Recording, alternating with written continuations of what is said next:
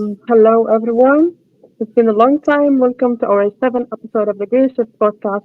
Today, in a very special episode, we will have Dr. Rose and we will have Dr. Kalaman. So I am really happy to have you here. Now we are from the CBG or the College of Petroleum and Geoscience from King Fahd University in a very special topic, carbon capture modeling challenges. So Introduce myself while uh, Dr. Regiman gets ready. Clement Afagu, a postdoctoral researcher at Okay. here in CPG. So, upon resumption, I've been working with Dr. Rudo on really interesting projects. But the core of what we do is to develop analytical solutions, which have the advantage of rapidly, modeling uh, flow system in vertical well in hydraulic fractures. And the interesting thing about developing such fast tool is that it can quickly be applied or deployed in several applications, like in CO2 storage, modeling, considering case studies, and using some useful information that we can find in the open literature or in some magazine like the JPT Journal or the some of the news articles that we have. And recently, we've been applying it in some reservoir characterization studies using some case study data sets, from the North Sea, then some from also some of the feeds in the Norwegian Sea area. So, and we've been having some interesting results, especially with the recent application with the GCS, geo storage of CO2 in the Gorgon formation, and using the case study of the Chevron recent project. So it's really been interesting, and I hope that we also have opportunity to apply it in other real life projects. So that is it for me. okay, then over to you, Dr. Rose. Tell us about yourself, your background, and what you've been up Yes, to. I am a professor in the Department of Petroleum Engineering at King Fahd University of Petroleum and Minerals. We do most of our work, of course, is related to the extraction of oil and gas, but increasingly we can apply these techniques also to CO2 sequestration. CO2 has been used traditionally, of course, injection of small volumes in enhanced oil recovery projects. We are very good at that. However, we discovered that to actually inject large volumes of CO2, this is technically much more challenging than we expected. You run into issues such as quickly reaching the critical pressure that threatens to break the caprock, for example. And this is already occurring after a couple of months of starting the injection in the injection wells. And when we produce instead oil, of course, we just lowering the pressure of the reservoir. So these complications don't occur. So thinking just simply reversing the process like it's easy, we can do it. We are actually surprised by how complex it is. And many of the projects that are doing it at a large scale run into similar projects, into similar problems, I should say. So therefore, it's very important to do more research to kind of work around these bottlenecks that companies encounter in even the world's biggest CO2 sequestration projects run into massive problems, technical problems. Okay, mentioning that a lot of research that needs to be done. I'm just asking you, like, what is the most, let's say, area where if there is more gap needs to be filled, where there is more research that master student or PhD student can contribute to the CSCS capture. Is it a geomechanical perspective or understanding the flow or what is it like? Which aspect of geology or petroleum engineering that needs more consideration, or there is more challenges occur because it's not well understood? Well, from my perspective, what we encounter that in our models, to accurately model the flow in the reservoir, we need to understand better the relative permeability curves. For example, between when you are injecting in a saline aquifer, you need to understand the relative permeability curves under different saturation levels of CO2. This is critical. So these are a lot of fundamental questions that require lab work, measuring relative permeability curves in the lab, in order to build this information into the reservoir modeling tools that we use. But I'm sure Dr. Afakwu can also add some details here. Yeah, thank you so much, Dr. Regiman. So, in addition, I would also say that it would also be important for the students to really leverage on some information out there, especially on recent projects, some very big projects also, like the real life project like Gorgon, like also the North Reef project. There are also some projects in Canada on this CO2 storage, and get to understand what is really the challenge they are facing. And even if they are also going to the lab to work, they have to ensure that they address the critical issue. And like Dr. Rudolph have mentioned, the real interaction between these fluids, the CO2, the in situ water or brine, as the case may be, and with the rock itself, and how those are injecting at very large volume, not the laboratory typical small pore volume that you have. If possible, how does this large injection rate really affect some of these measurements?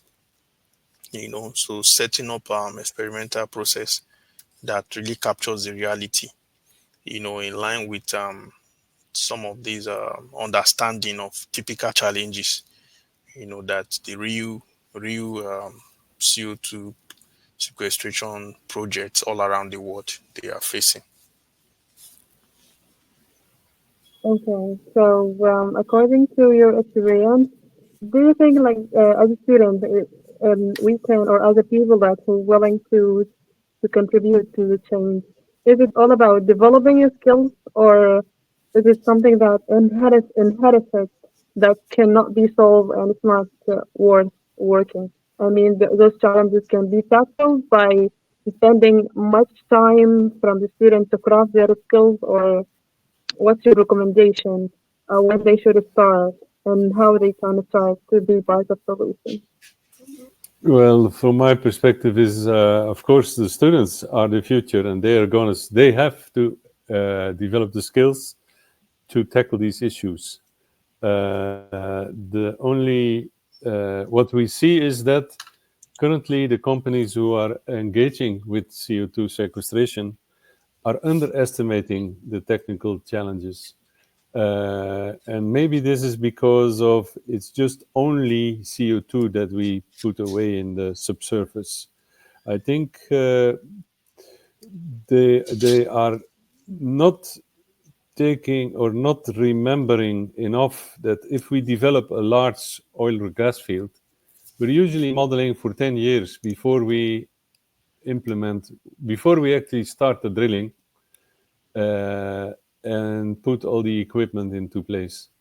So we should not think that we can just start drilling and then start modeling, because we find out that in some of the largest projects existing, the wells are simply in the wrong place. We find this out with some pretty basic back of the envelope modeling, believe it or not. So it seems that because it's only a money sink, because it's not earning, that the companies are taking it a little bit too light. How seriously you should model this in order not to later run into technical problems. So it's an extremely interesting area because there is still a lot to learn. Unlike traditional oil and gas, where we, I think, pretty much control the technology, we know most of the time how to solve and how to develop a field with oil, gas, or condensate. This is in reality not really a problem. We need still to model and be careful, but CO2 sequestration is a really problematic area, which requires understanding of multi-phase flow, because this stuff is supercritical in the subsurface, behaves very erratic, reacts with the reservoir, alters the permeability, risks to break the caprock, and so on. And it's only costing, we're not earning. So that's why it's it's a very tricky environment, but at the same time very important and very interesting to work in it. Okay. So, do you have any point to say, Clementon, on this point? Yeah, Like, so, I think again, just to restate some of the obvious, the development strategy could also be something that have to be really studied, because the well spacing scenarios and optimization that could be beneficial in a typical oil production facility, would not be efficient if you are looking at injection. And also the system of pressure relief wells that a lot of the some of the operators of, or some of the big projects may be having. Some of the, I think they will need to rethink on the need of having a pressure relief well or not. And there are really, I think, a lot of factors and scenarios to really investigate, and also to track, even with the modeling tools available, what is the movement front, the migration pattern, and the distance also that this CO2 have moved into the reservoir. Is it, and at which point will it get to the pressure relief wells, at which time? And also, this is also a quest to examine a lot of the existing modeling approach, by benchmarking them with the result of real life projects, to see if the modeling approach which these projects are based on, what's really went wrong, and that could also be a learning curve for some of these research institutes also that partner with these big firm in planning and executing some of these CO2 storage projects all around the world. So there's supposed to be a very strong synergy between the academic and the industry to also better understand, and maybe also the government, because it's quite a money sinking venture, like Dr. Ruth quite well explained it. So because of the high development cost also involved in getting things right, it could also be a challenge why the operators could just easily use the existing facility they have and make do with it to have a quick one in the design, which may end up, not achieving the expected result in terms of the storage volume anticipated. okay. I just have a question for both of you. And Dr. Wood, as someone who come from a geoscience background and into mechanics and then into CCS, and that is, you're adding complexity as you go. Is it hard or is it easy? Do you encourage other students to just follow their passion and put effort, or it's not worth for anyone to just if you want to fit into the CCS industry, that a lot of effort need to be done in yourself and in crafting your skills and learning different things. So what you say about this one?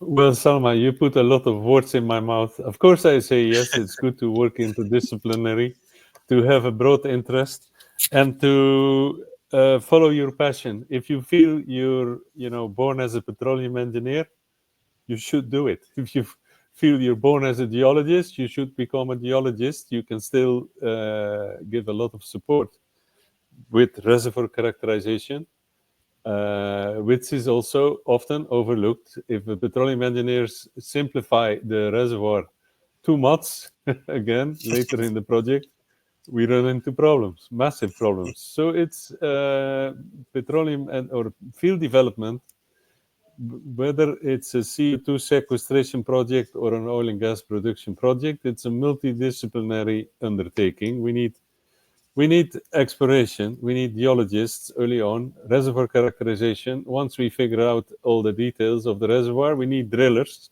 Then we need completion of the well. Then we produce or we inject. Traditionally, we were very much focused on production, but with the CO2 sequestration, we need to focus on what happens in injection. If you inject too fast, you unintentionally start to hydraulically fracture the well. This is not what you want when you do CO2 injection.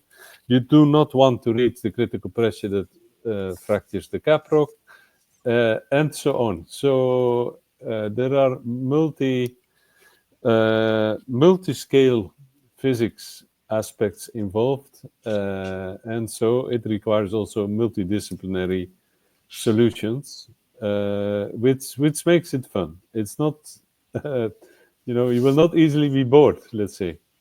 So if you are a person that don't want to be easily bored, then petroleum engineering, I think, is a very good choice. And with all the challenges out there, doesn't look like, because remember, sometimes people say, should I do petroleum engineering? It's a sunset industry.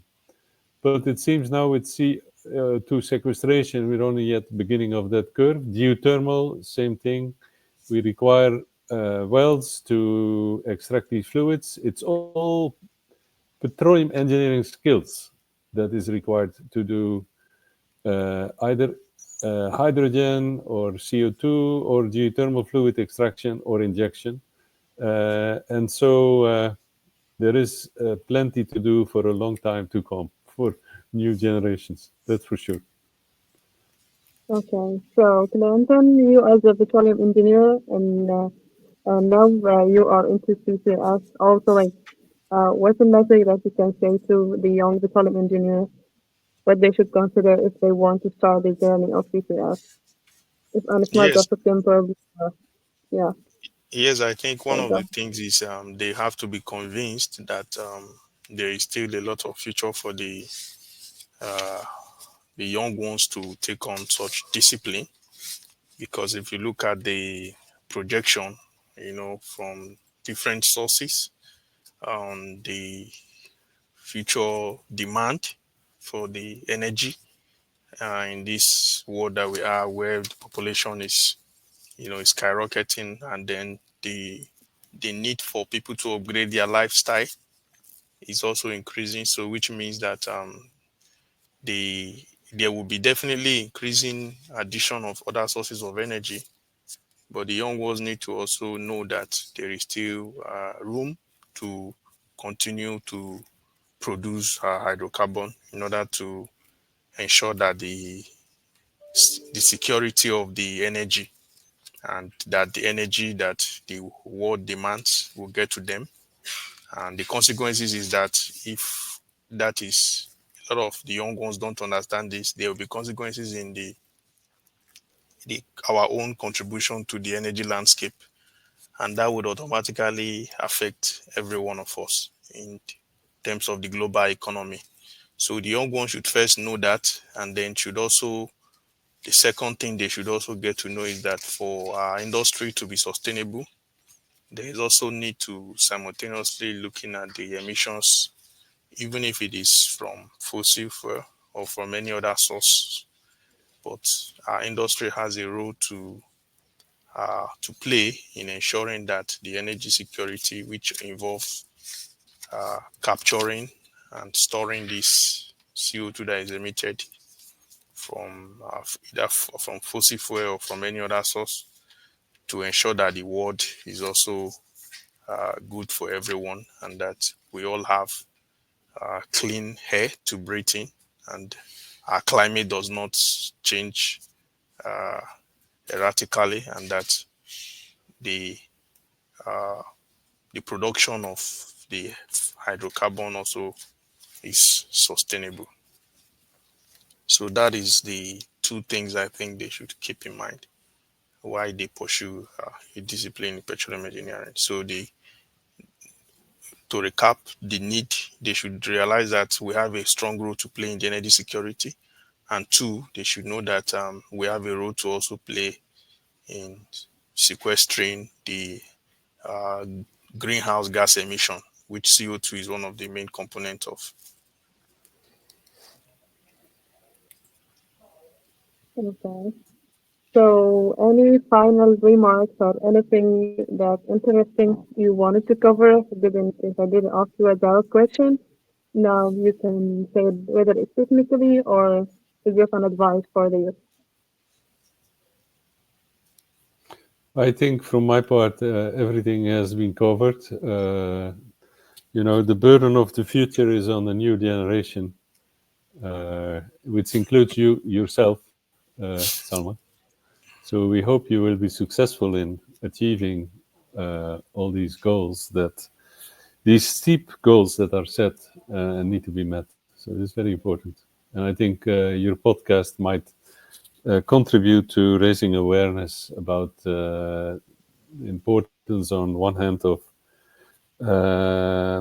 energy security, as Dr. Clement mentioned, and on the other hand, still developing effective methods to sequester the emissions in a responsible way. Okay.